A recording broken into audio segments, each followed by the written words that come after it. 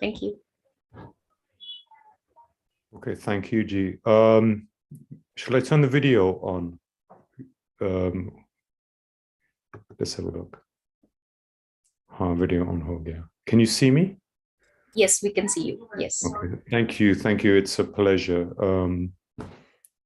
Let me share screen. And then I will present this here.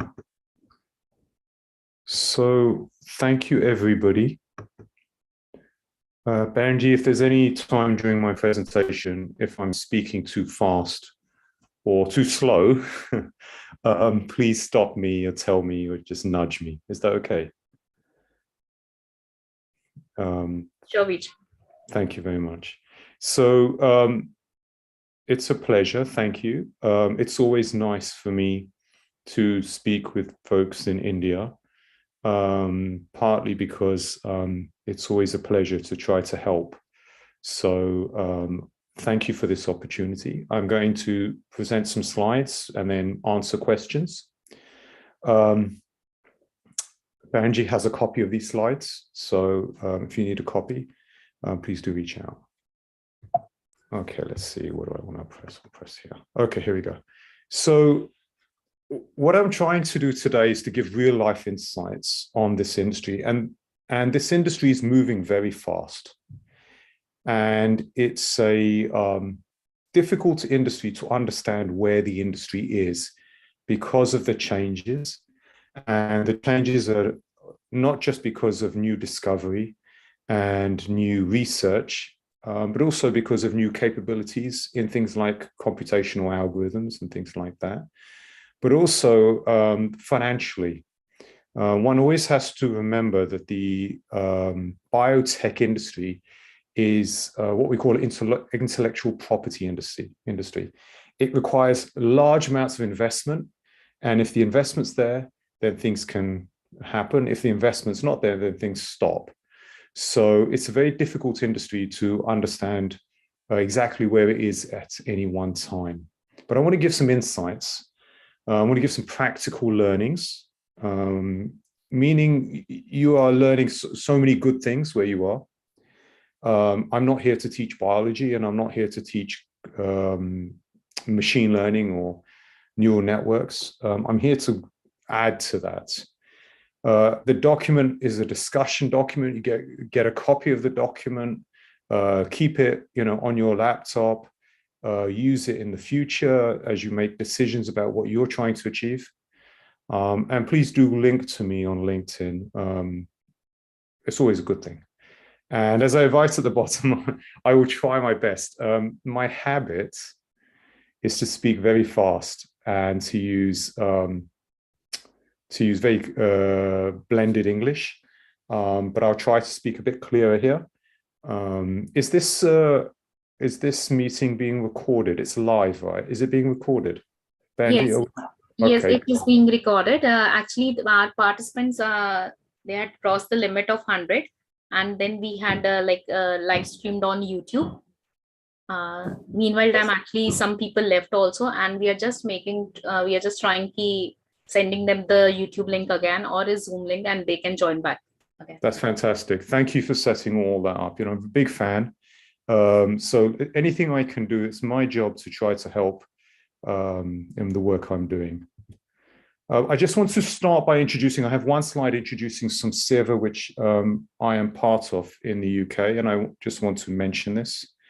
And here is 550 College of Guru Nanak Mission in the UK. And here we are working with masses, adults, and we're helping them learn what does Gurbani say and what does that mean. So Gurbani is truth, and Gurbani, and behind Gurbani, there's so much Sikh Ityas, as we know. So the college objectives are to prepare 100 master's lecturers to master's degree. Here I just show the pre-college level. Before that, there's primary and then high, and then it's pre-college and then degree and master's. Here I just show the pre-college. You can see the work there. And the job is to propagate the message of Gurbani across to the masses, to people, to everybody, Guru Nanak's blessings. and to provide education, training, and practice to achieve those objectives above, checking on mindset, atmosphere, system, organization, all the things which are needed to follow what Gurbani says.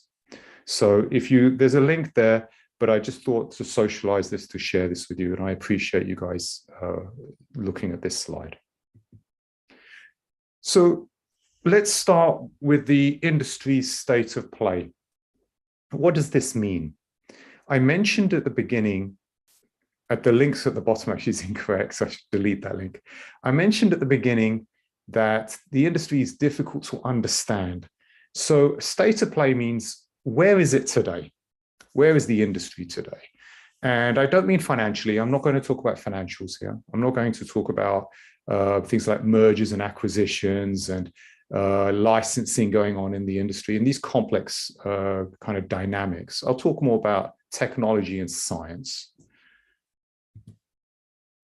At a very high level, the industry is under pressure. And this pressure isn't new. This is a trend. It's predictable. And it's due to the fact, as I mentioned earlier, this is what we call an intellectual property industry, an IP industry.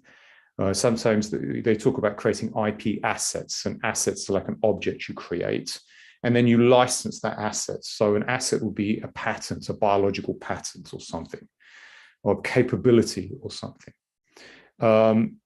The thing is, it's very expensive to create these assets. And in the old days, it was easier. There was less knowledge, so you create an asset a bit easier. You go do some lab work, and you can create some learning over disease, like cancer. Cancer, is a big thing. Learn about cancer, and then you go find something, go patent it, go license it, and make a lot of money.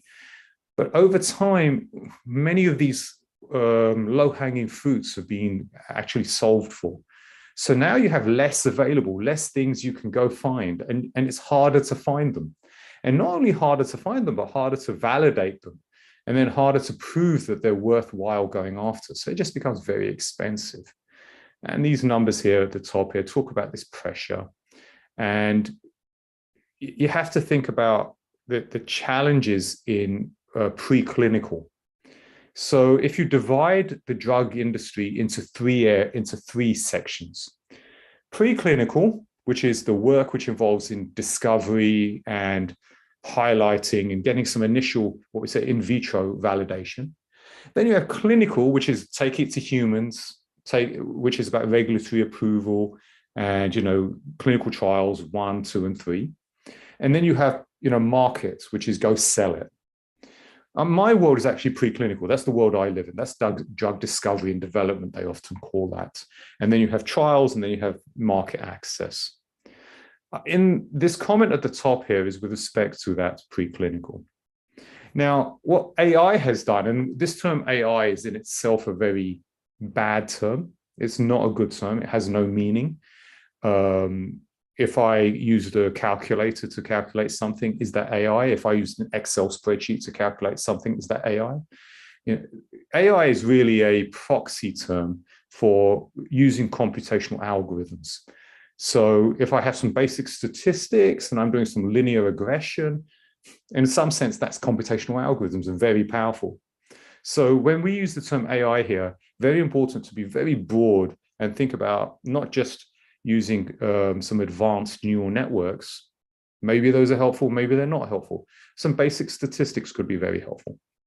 Either way, AI has accelerated and has helped the challenges that the industry has faced. Because what computational algorithms allow is they allow people to just compute things at pace, at speed, at scale, very cheaply. And my PhD is in semiconductor engineering.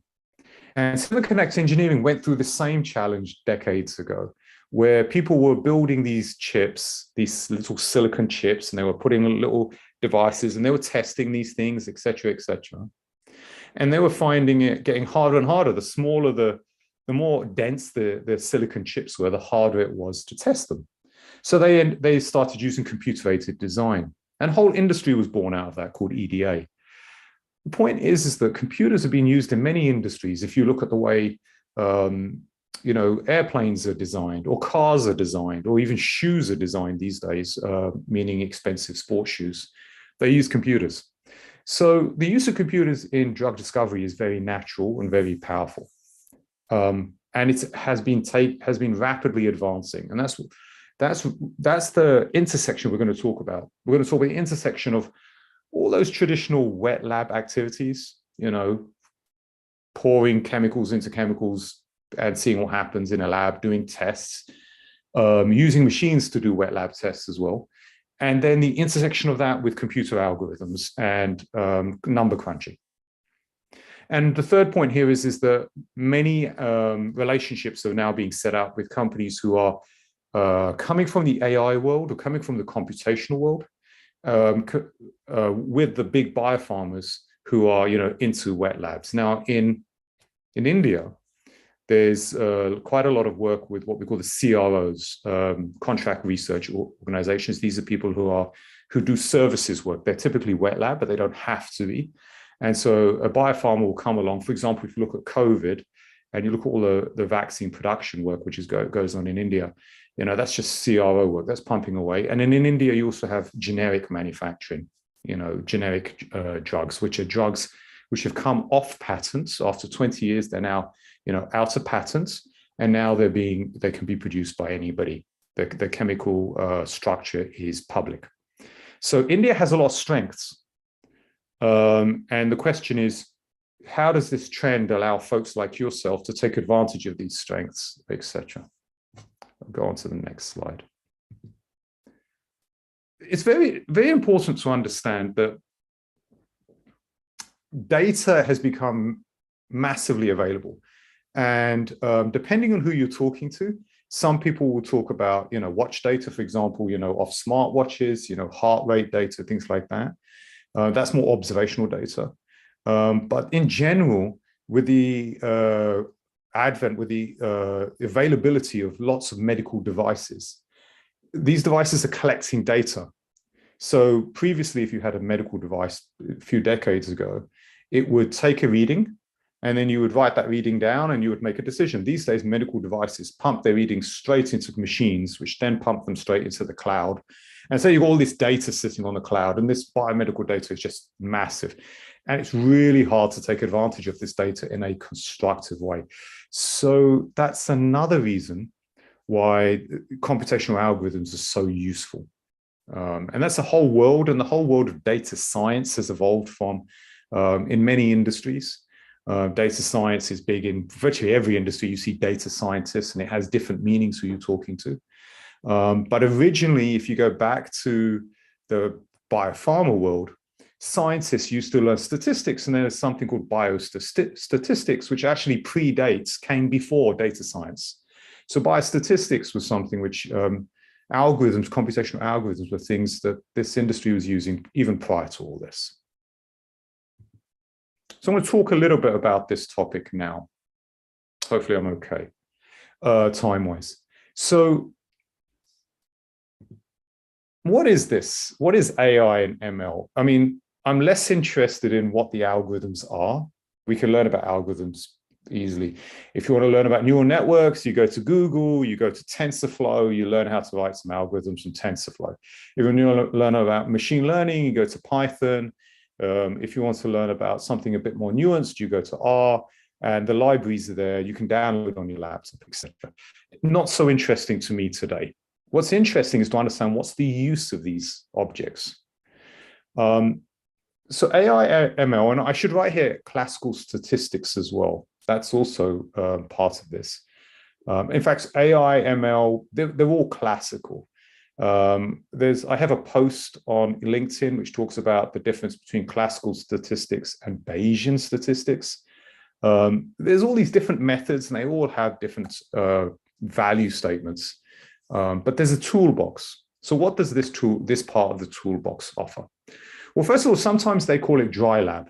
So you have wet lab and you have dry lab, okay? And you have companies who just do dry lab. For example, my company, Incubate Bio, and my team actually sit in Cape Town, South Africa. I sit here in the UK, but I have a small team of postdocs, PhDs, and master's graduates. who sits in Cape Town, and they are a dry lab numbers crunching company. Computational algorithms, models, that's what they do. That's what these are. That's AI is a model. Machine learning is a model. Classical statistics are all just models. Sometimes these are referred to as black box. Now, why are they referred to as black box? Because what they do is they say, look, if you give me an input, I'll give you, and you give me the output, I'll tell you something in the middle which will predict that same output. I won't tell you why it works. I won't tell you how it matters compared to the input and output, but I'll just tell you, if you give me an input and you give me an output, I'll train a model with its AI, ML, classical statistics, and that model will predict the next output. That's a black box method. And there's a problem with that, by the way. It's very valuable, but there's a problem. The problem is that in science, in biology, you really want to know, why is this happening? You tell me it's happening, but what's the mechanism why it's happening? And it's very difficult for a company to make business decisions if the company doesn't know why things are happening, what's the mechanisms in biotech, in biopharma. So the black box techniques, they learn through data. You train them on data. That means you need large data sets. You need rich data sets. You need relevant data sets, and you need clean data sets. If you don't have these things, you can't train them on data. And they predict evidence for potential truth. So they tell you, look, here's a potential truth, and here's my prediction. Now, on the right-hand side, the things which are enabling the left-hand side are computational power, storage costs. So if we look around and we see what's happening, you have a lot of what's called public cloud, Amazon Web Services, Google Cloud, Microsoft Azure. You have a lot of computational availability. Computers are faster. If you buy a laptop today versus a laptop 5 years ago, they're 5 times faster. Same price laptop, 5 times faster. So you have a lot of availability to do a lot more with local machines or with public cloud machines, et cetera, et cetera. Also, algorithmic breakthroughs, machine learning. What this really is about is not so much the mathematics has changed, and it has changed, but that's not really the value. The value has become much more available. If you go download a Python library or an R library, or just statistical tools that are public available statistical tools, they can do a lot for you. Sometimes you just need to understand what you're trying to achieve. You don't need to be a mathematician, but you probably need to be a statistician to understand them. And there's a difference between those, right?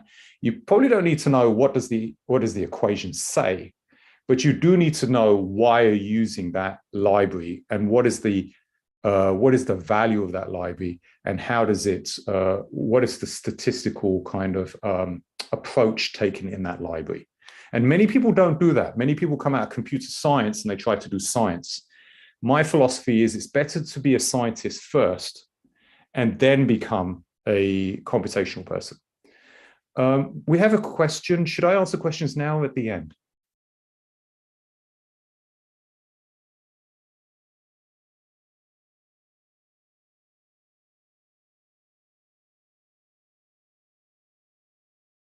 I'll keep going. Benji, let me know if you want me to answer any questions. Otherwise, we'll save time. I will save time at the end. So you've got algorithmic breakthroughs, machine learning. You've also got genomic sequencing. So this creates a massive availability of data, and it's quite cheap now. You can get your whole genome sequenced for a couple of $100 US. That's really very cheap for an individual to get that sort of data. And there are many programs in India, for example, on genomic sequencing at mass. And then you have a more of an emerging topic, which is quantum computing, which is 5-10 years away, but it's definitely gaining a lot of interest. I want to show you another side of the coin to black box. So this is, I mentioned those previous methods as classical machine learning. Here I'm going to talk about causal analysis. So causal analysis is another method, and it uses what we call Bayesian methods, which if anybody's done statistics will have heard of this. But the point is it shows another way of looking at data, which isn't your traditional AI, ML, black box techniques. My company extensively uses this. This is work that my team did. So I thought I wanted to show this to you. And what it shows in the top half is that if you use classical approaches, and this is about antimicrobial resistance, which is a relevant topic to you guys. If I use classical machine learning, AI, ML statistics, what I gain here is some insight which shows me that there are relationships, the red, the blue in the top box. But they don't tell me anything about those relationships. So I can't actually make any decisions here, you see. I can't actually say, okay, now I need to do this. But if I apply causal analysis, you can see below that I actually get far more rich and direct information about the relationships between the boxes in that diagram, in the causal diagram. And in fact, you can see that there's a heavy box there from ABX, agricultural use, to AMR, human health, because that's the bottom row shown in that table in the heat map. And that heat map's created because we did a Bayesian approach to the same data, but we took a Bayesian approach to try to understanding those relationships. So again, the purpose here, the learning here, is that the relationships which one finds depends upon the method you use in your algorithms. So you need to understand what are the right methods, what methods are relevant, which ones are applicable. It's almost like you're making business decisions in the way you approach computational algorithms, which, by the way, is pretty similar to the way you do wet lab. You're not going to run a wet lab experiment unless you understand what question you're trying to answer. What data do you have? You know, what's the right experiment to answer the question? This dry lab activity using computational algorithms is just the same. I'm going to step back a second here. So if you look at the flow, and I mentioned earlier that there are three sections. There's preclinical, clinical, and then market access. Here, this diagram is, again, focusing on preclinical, although it shows a little bit about clinical in the far right. But you can see here in the darker red, where this article shows there's so much which can be done with computational algorithms. And it can be applied. It can be applied everywhere, really. And it's more and more companies are popping up. And this is where the value to you guys are. Again, think biology first, computational algorithms second. But there are challenges across this play. And where there's an ability to use the mix of biology and computational algorithms, the computers, where wet lab and dry lab can come together to lower costs, speed things up, make things easier to understand, there's just opportunity. And there continues to be opportunity. And this opportunity is something which you can do with your laptop if you understand the problem which is needs to be solved. So it's not about having a big company. It's not about having lots of money. It's not about sitting in Boston or sitting in London or sitting in San Francisco.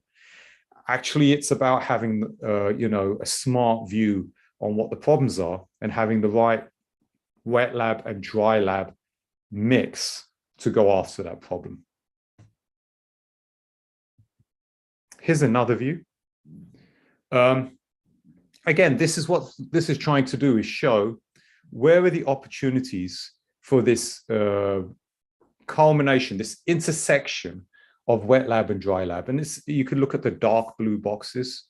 In fact, clinical, there's so much algorithmic work going on in clinical these days. Of course, this flow is across the flow, prior to market access again, but it covers preclinical and clinical. But really, the whole world, the whole flow here is being adapted, is being overhauled, is being reinvented using different types of computational algorithms. And it's very exciting, and the opportunities are there. And the opportunities, they'll start anywhere. I mentioned earlier that I started my my career in semiconductor engineering. And when I started, the computer algorithms were being transforming the industry very rapidly. And you were able to see very small companies, people, we call them garage shops, people who would set up at home with a couple of computers, a couple of friends, and they would set up a business and try to address issues. And here we are in biopharma at the same place. And of course, there are challenges. You need to have data, you need to have biological understanding, but a lot of data is publicly available. A lot of biologically understanding you can learn, and you need to learn, right? But where there's a problem which is unsolved, and where there's a skill and a desire to solve it, today it's become a lot easier.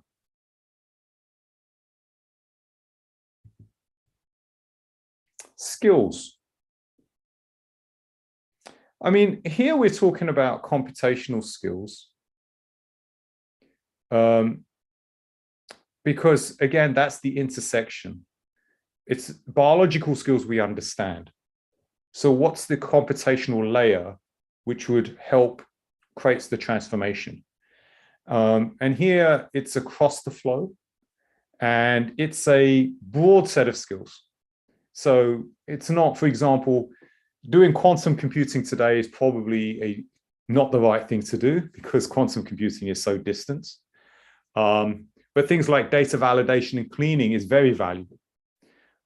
So for example, a lot of companies are very good at talking about AI algorithms, but they're actually not very good at imputing data.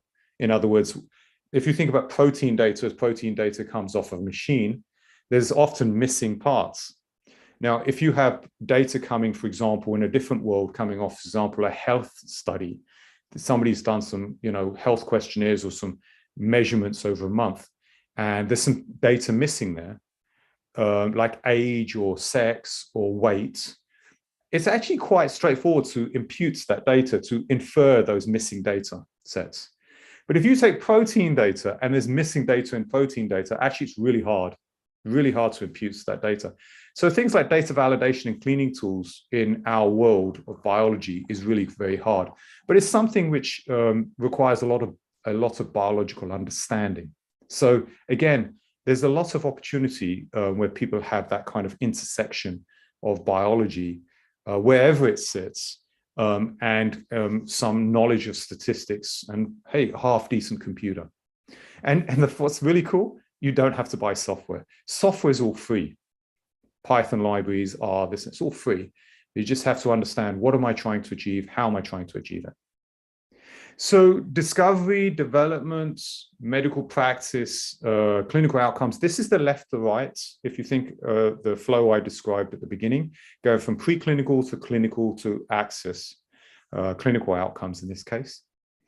And then you've got compliance issues, and then development and licensing issues, etc. And you can see here there was a lot of data, there were many data sets here, many data sets. And the challenge is that we can't access them all, and we can't even do all the algorithms. For example, natural language processing, sometimes called NLP, which is about, for example, reading PubMed, published literature, and extracting, codifying meaning from that. We call that sometimes semantic extraction. That's a really different skill to doing some sorts of machine learning, number crunching. They're completely different skills. The same person can't do both. So this is a very broad topic, and one has to be very narrow in where one is trying to apply one's skills, which is the same with biology, right? If you take biology, and if somebody is very good at, for example, my company, we look at Alzheimer's disease. When you take Alzheimer's disease and you compare that to, say, prostate cancer, hey, you're in a very different world. You have very different types of issues, very different types of biomarkers. Well, there are no biomarkers for Alzheimer's, but it's a different type of thinking, and it's a different type of risks. So one learning I think is very important here is, as you think about, your skills going forward, think about narrow application of your skills so that you can become specialized and very good at what you do. And of course, you have to find those narrow applications where there's a requirement and a demand, or you create your own demand by creating your own offering. But don't go too broad. And I gave the example earlier of data science. A data scientist could mean anything, has no meaning. There's no meaning to the word data scientist. So what you need to say is, okay, what am I trying to achieve? What are my skills? And how do I describe those skills very specifically so people can take advantage of those skills? I'll go on. The industry, again, is taking advantage of these companies. This is a busy slide, shows big companies on the left, big companies on the right, smaller companies in the middle at the top in green, and then financial funders in the blue on the middle and the bottom. And what the slide's trying to show is the guys on the left and the right are working together, but the guys in the middle are specializing in the guys on the left. So the guys on the right are not bio companies. You've got Google there. I mean, Google do some work, you know, Verily, and then you have some other work going on across these companies trying to think. But for the most, it's just Verily, really. But the guys on the right, they do general stuff, IT stuff, compute stuff. I mean, NVIDIA has, you know, large, you know, AI engines, this and that, graphics machines, which are taken advantage of in biopharma. The guys on the left, they'd also do compute stuff. You know, Novartis has something called NIBR, their research team, which does a lot of computational work. Roche do a lot of computational work, etc. AstraZeneca, etc. Lots of computational work on the left. But the guys in green, they're the interesting guys, because those are the guys who bring the skills of the guys on the right and the skills of the guys on the left into one company. And so Benevolent AI, for example, they do kidney rare disease. They have an engine. Atomwise do small molecule generation. Exscientia do a bunch of stuff. They're very highly funded, and etc. So, and Schrödinger provide a service with a platform. But what we're seeing is that the guys in green appear more and more, and you see a lot of small companies in green. Remember what I mentioned earlier? You don't have to do big things to exist. You can do small things like data cleaning or data imputation. You just have to have a biology understanding. And that's where the hard part is. The guys on the right don't understand biology. The guys on the left are fully into biology. The guys in the middle are trying to do both. But it's really hard. Now, sometimes we call these guys in green, we call them tech bio. Instead of biotech, we call them tech bio. So you'll see this term tech bio used quite a lot in the industry more and more.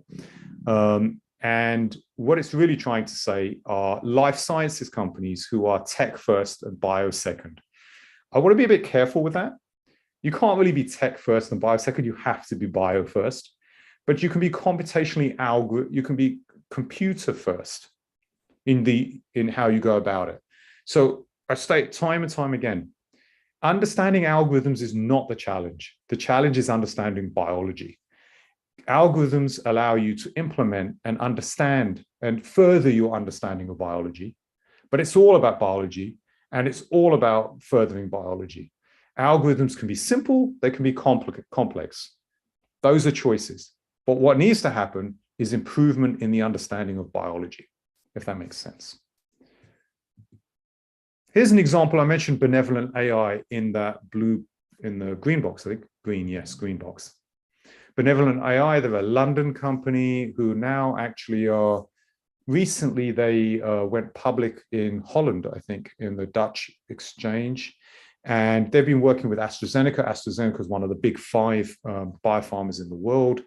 And they've been working on kidney stuff, as you can see, a pulmonary fibrosis as well. And they had this engine. They've been building this engine for 5-10 years. And they've been working on this engine, which is about drug repurposing. And drug repurposing is where they look at published literature, including drug literature, patents and things like that, and they calculate where which diseases the drug could be reused for. So you have that's a very specific engine, and they've been helping AstraZeneca with their work. And as I mentioned earlier, this is what we call an IP industry. Intellectual property, and they're applying their skills to help AstraZeneca with their IP, their biological assets. So we talked about tech bio a minute ago, and I want to just give a little bit more. I'm drilling in a little bit more, and my slides will crisscross, meaning my slides don't follow a story. They socialize a variety of topics. So I might repeat myself a little bit. So I mentioned tech bio versus biotech earlier, and I just want to explain the difference a little bit at a higher level. So tech bio is not about creating a new industry. It's actually about evolving biotech. And there's a lot of hype in the industry about this topic. There's a lot of people who are going around talking about tech bio and AI, and it's really quite distressing because it takes away from the ability for companies to do very good biology. And that's why we're here, to do very good biology. So biotechs have lots of data and they feed into a wet lab flow. And what a tech bio does is take advantage of this. So a tech bio or biotech, they're really the same thing. It's really a case of, you know, how much advantage are you taking of the data you have using computers? And you can call yourself whatever. You can be a biotech or a tech bio. It doesn't matter. What matters is you take advantage in the most efficient and cost-effective way to help create new biological understanding. So this picture shows how the orange adds to the blue. The blue is the traditional flow. The orange adds to that. And this is the advantage. Now, some of this orange can come from collaborators, from standalone small companies. For example, my company is fairly small, and we do the stuff in orange. We don't do the stuff in blue, because we're going to work with the other companies who do the stuff in blue, bigger companies. So if we specialize with the orange boxes, then the guys who do the blue boxes will come and ask for our help, and they'll create partnerships with us. But it's very hard, very hard. And the problem is, and it's back to the conversation I was mentioning earlier, there's a lot of hype about AI, machine learning. If I use it, if I create models, it will solve the problem. Well, most scientists are very skeptical about black box methods, about, you know, there's a golden answer, which on a computer will give me a golden answer. Computers do not give golden answers. Computers give you ideas of what the golden answer could potentially be. It's the wet lab where you get the golden answer, because the wet lab says, okay, look, I can see this thing happening with real chemicals, with real compounds. So very important here to realize, what is it the computers are trying to achieve? What are computational algorithms trying to achieve? They're trying to achieve evidence, what we call in silico evidence, computational evidence, which allows business owners, who are typically wet lab people, to make decisions. If that does that, it's worth money. But often they don't do that. And often the results are, you can't take action. And the tech bios, many tech bios fail. They fail as companies because they make big promises, but the receivers of that information, the big biopharmas or the big biotechs, they're not convinced. And that's a very important problem. So you have to have a deep understanding of the data and the options. We talked about that earlier. So again, if I come back to my example of, if I do some study on humans, heart study or diabetes study, and I collect data, actually that's fairly easy from a data perspective to understand that data. But if I do a study on proteomics and transcriptomics, hey, well, you really need to understand that data. You really need to come from that world. Otherwise, you are not going to be able to succeed in doing any algorithms on that data. At the same time, if I run a machine learning algorithm versus an AI algorithm versus a basic linear regression, I need to understand, what am I trying to achieve? So it actually gets quite hard to make sure you understand the data, you understand the algorithms, you understand the problem you're trying to solve. Not just, you know, the hype of, hey, I've got some fancy algorithm. Very important. Many companies, many folks, many specialist individuals fail because they are too excited about the algorithm, and they don't understand what problem they're trying to solve, and they don't understand the data they're using to solve that problem. And I gave the example of protein there versus, for example, image. Right, so very important. Some questions there. Do you understand the context of the data? Do you understand the relevance, the evidence? Do you understand what this means? Are they applicable in the workflow? Very important questions. How much time do I have? Can I do a time check? Benji, are you there? How much time do I have? Yes, Vici. How much time do I have left? Vici, you can like, how many slides are left? No, I can run to whatever time you need. So No. You can complete your session, Vici. Like it's such an informative session. We really really want it should be completed. okay, so maybe another 15 minutes. Is that okay? Yeah. Please take your time. And Thank you. even students are also enjoying the same. So you can see they are on still. You started with 80, I think, participants, and still there are 83 participants. So everyone is enjoying this. Yeah. Thank you. Good stuff. Okay, G. So now let's be pragmatic. Let's be practical about what needs to happen. All right. So the first thing to do is, especially from a company perspective, but also from an individual's, from your perspective, don't go out and become an expert. Go out and learn something and apply it incrementally. Take a step 1, take a step 2, step 3. See the benefits of your learning, see the benefits of your capability. There's if you ever talk to statisticians, they'll tell you that the biggest problem in today's world with data science is that people have forgotten basic statistics. They're learning all these machine learning, they're learning all these libraries, they're learning how to say fancy words, but they don't understand basic things. So it does matter. And so there are 2 tools which people often go to just to begin. One is what we call descriptive statistics, which is plotting the data and understanding the data. That's the basic skill. Many people don't do that. And the reason they don't do that, by the way, is because they're impatient. They're bored. They think it's, not fun. The second skill is basic linear regression, which means plot the graph and put a straight line through it. People don't know how to do that. You'll be surprised. But basic linear regression is very powerful.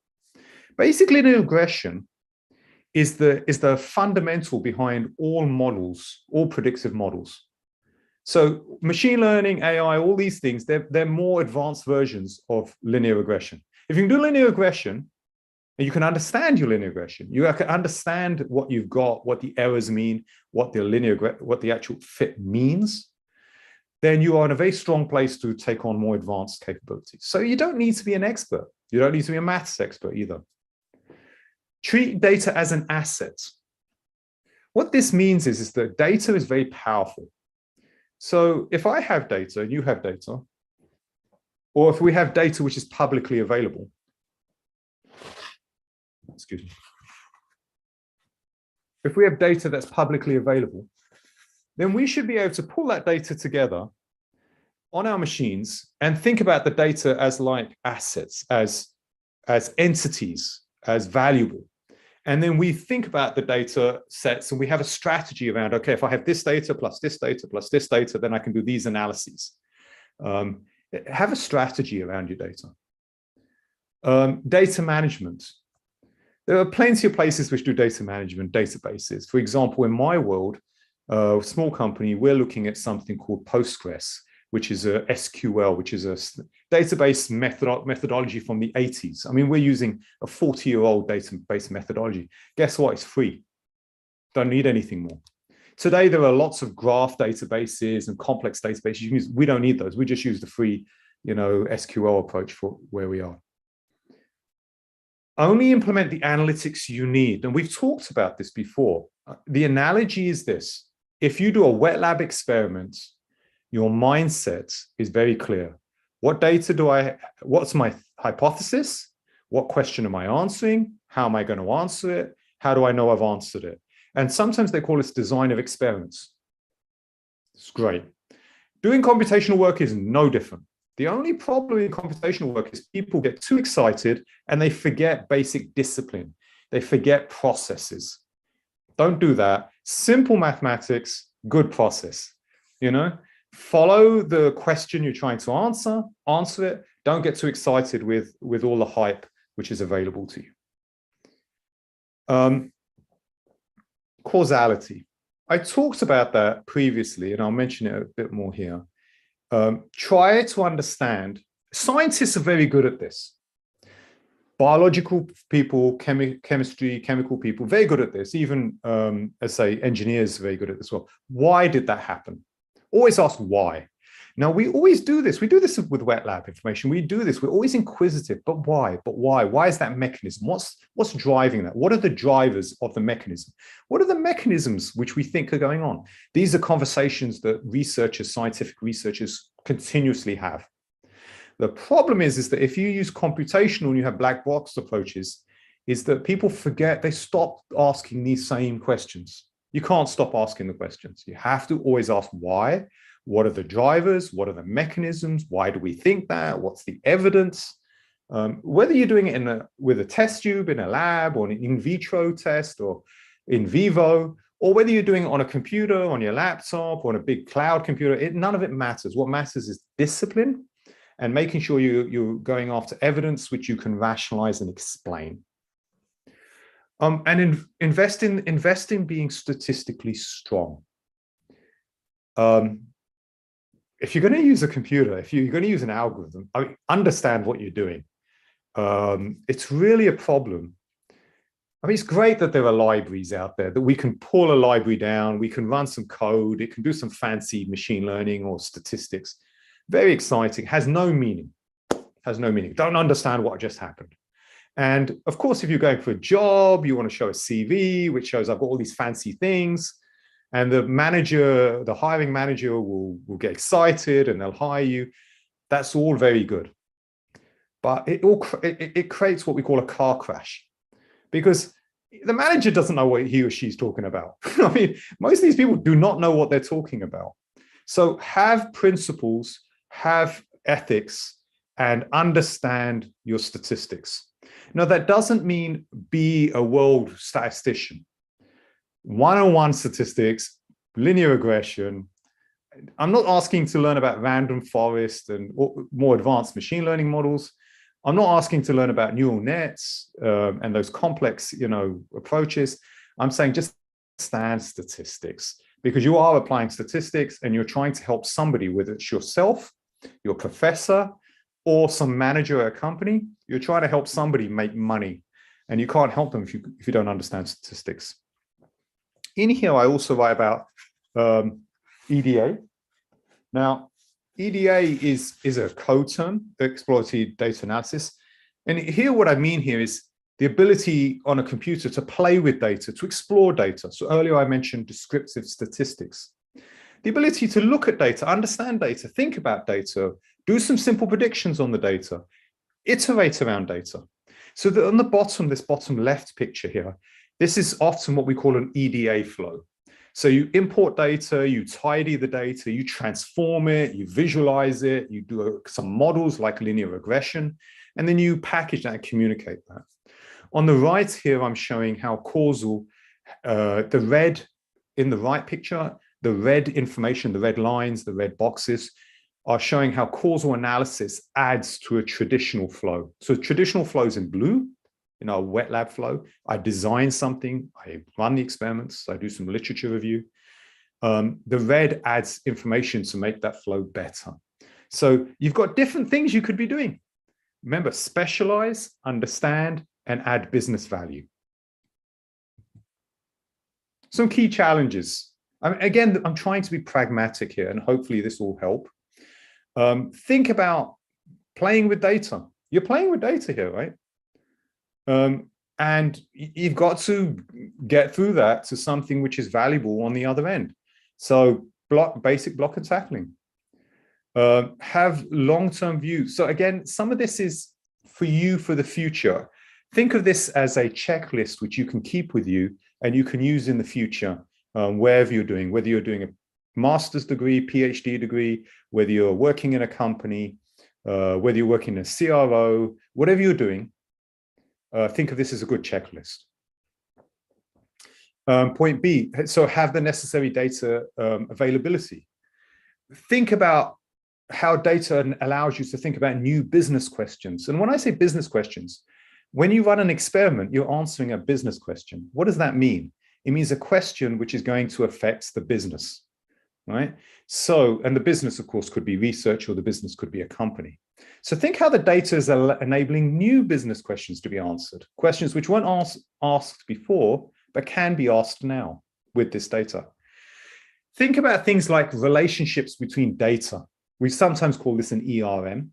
Now, the reason this is an important concept, it's not complex, it's just about relationships, because in biology, understanding how data relates in an experiment, in a study, in a mechanism, really is very important, because you can't do statistics on something which you don't understand what's going on. So simple on a piece of paper. I'm a big fan of a piece of pen and a piece of paper, a pencil and a piece of paper, actually. A big fan of drawing it, scribbling, thinking about it, crossing it out, and iterating and learning. Point E is more for when you get when you further in your career, when you think about how data sets why should we buy them? Why can we have value? Do the data sets have value in the company? Point F is very important about proteins. This very specific thing about biology and protein networks. If you're trying to understand the relationship between observational data and treatment, then an intervention becomes a very powerful thing. But to think about those interventions and which interventions are most powerful is a very complex topic. In other words, let's take something as simple as exercise, or your heart's health of your heart. What's the best intervention for a healthy heart? Is it exercise? Is it lower risk, lower stress? Is it better food diets and better drinking lots of water? Our answer will be everything. Okay, fine, it's everything. But if I was to ask for which one do you pick, which intervention do you pick? One, that's not so easy now, right? And so there are many in biology. These are the difficult questions we need to answer often. And then also, point G is the other side of the coin. If I understand from point F where the drivers are and how to model them, how do I understand where the unexpected effects are, if that makes sense? Like if I exercise too much and I'm not ready for that, I might push my heart into a place which is dangerous. So I have to be careful with these things to understand what are the drivers, but what are the side effects. And we need to learn how to use computers to do all this modeling. Everything here is about using computers in this slide. I'll just give you a little bit about my company.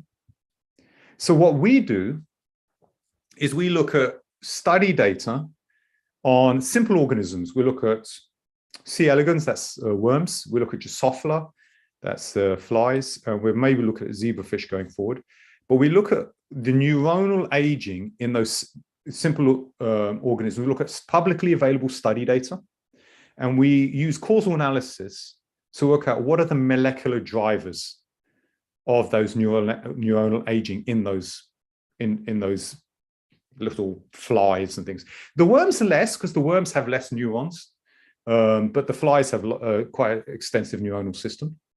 And then we go do correlative analysis. There's causal on the left-hand side, and we do correlative analysis to compare that to human data, brain data, physiological, phenotypical data, images. Well, we don't look at the images per se, but looking at the outcome of the images taking. And then we hypothesize which drivers are occurring based on neuronal aging, which are driving the progression of disease in human data. And this is in silico evidence. I've just got a couple more slides, I think.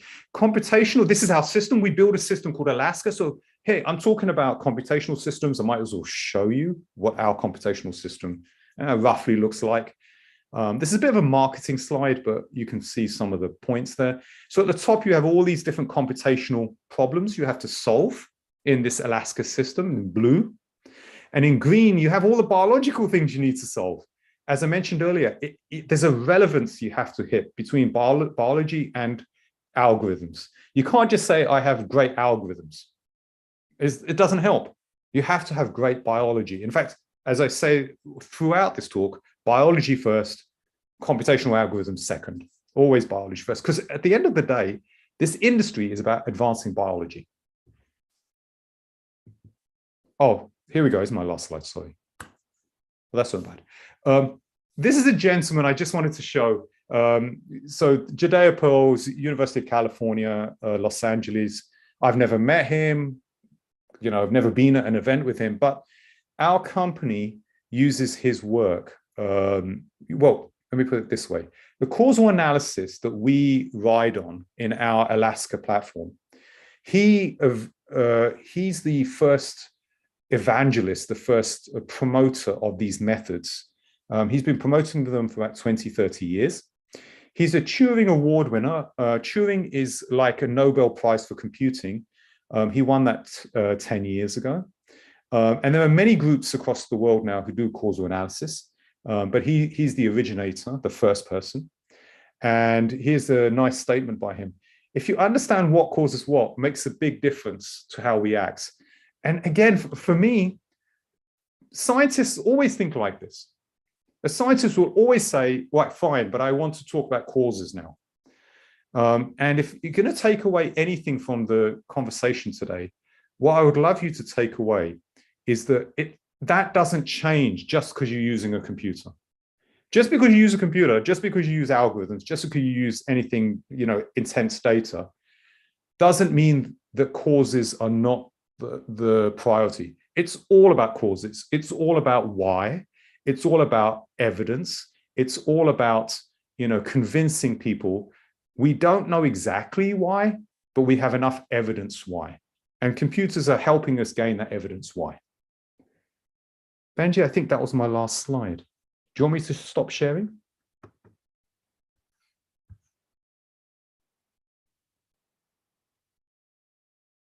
Yes, Vijay. Any questions? Any questions from anyone, please? This is the time you can ask the questions from Roman Vijay, please. Any doubt?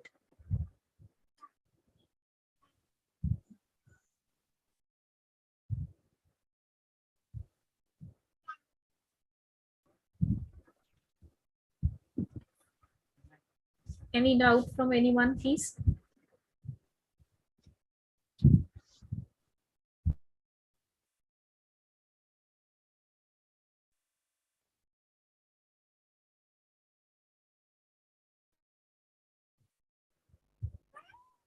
Can we consider no one is having any no doubt? That's not a problem. That's not a problem at all. Will you make these slides available for people? Of course. I will be sharing with my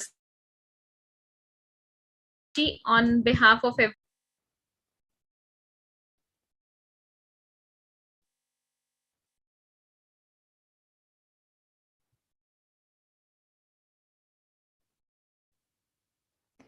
Benji, I think your voice cut for a minute. So good afternoon, sir. Hey. Good afternoon, sir. Good afternoon, sir. This is Muthu Kumar from Akal College of Nursing, assistant professor. Good afternoon. Good afternoon. I'm trying to find your picture somewhere. Can't find it. Oh yeah, I can. Do you have a question? Yes, sir. Please do ask. Please do ask. So regarding the challenges what we are facing in that AI drugs, and especially, can you share your challenges which you are faced, which is more critical, and how it become that managing this particular aspect? So can you share that experience in that regarding the meeting the challenges about the AI drugs? Okay, so there's no such thing as AI drugs, right? What there are drugs, and there are compounds, and there are compounds which have been developed using a combination of computational techniques. So your question about challenges, the challenges are the same as they were before, in the sense that, as I mentioned, all the easy drugs, that's easy, but all the what we say low-hanging fruit drugs have already been tackled. Oh. क्या हो गया? वही कितना है? दे दो. इन्हें So- इतना कितना करने लग गया. So where we are क्यों? is that it's harder now to make a difference. But it's harder to find diseases where drugs, compounds can be discovered and validated, regardless of whether you're using computational or not. The biggest challenge with using computational is that people don't tend to believe anything coming out of a computer. So finding the way to validate computational results is quite hard. Well, it's not hard, it's expensive. So often companies or groups do a lot of computational work. They come up with interesting results, but then it's expensive for them to validate those interesting results. And that slows down the process. Does that make sense, what I just said?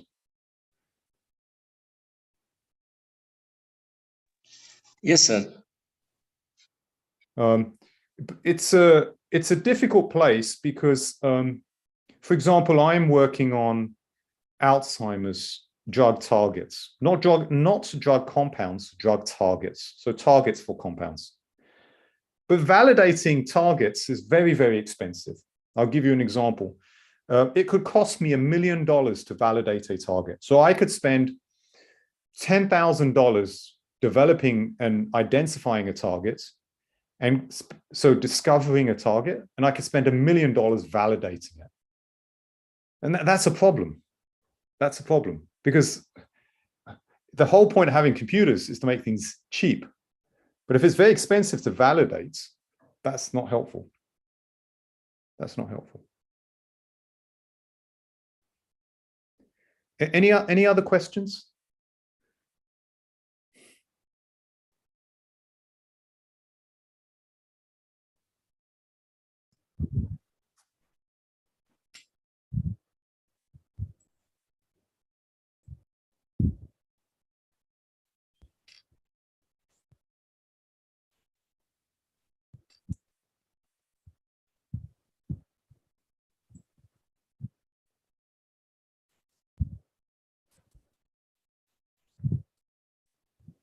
Benji? Anshviji. Hanji. Dasuji. Well, Vijay, I really want to commit one thing that you, like in beginning, you said that you speak very fast. No, you were connecting with everyone so nicely. You were not at all speaking very fast. And really, our student must have learned a lot from this session. It was more of practical approach, I can say, which because they can through which they can correlate with the real world also. And we hope in future also that you will going to share your valuable time and insights of your rich experience with our students. Yeah, I mean, so, okay. If there's anything I can do to help your work, Benji, or help the community, anything which helps your ability to further your causes, to further your learning, help people be better prepared to get a job, help people better prepared to do research, to understand. You just call me up anytime. Thank you so much. So nice of you, and we will surely going to approach you because our students really want your experience and your knowledge for their future. No, that's fantastic. And you know, it's not often that I have the opportunity to help. And it's much better. I feel much better helping you. So kind of you. So kind of you. It's a very good, it's a privilege for me as well. Same here, Vijay. Same here. Fine, Vijay. Thank you so much. Once again, I would like to thank on behalf of Calcutta Society. It was really a nice time, nice talking to you, and hope we can connect to you soon in future too. Looking forward to it very much. Thank you so much, sir. Thank you. Changa ji. Waheguru Ji Ka Khalsa.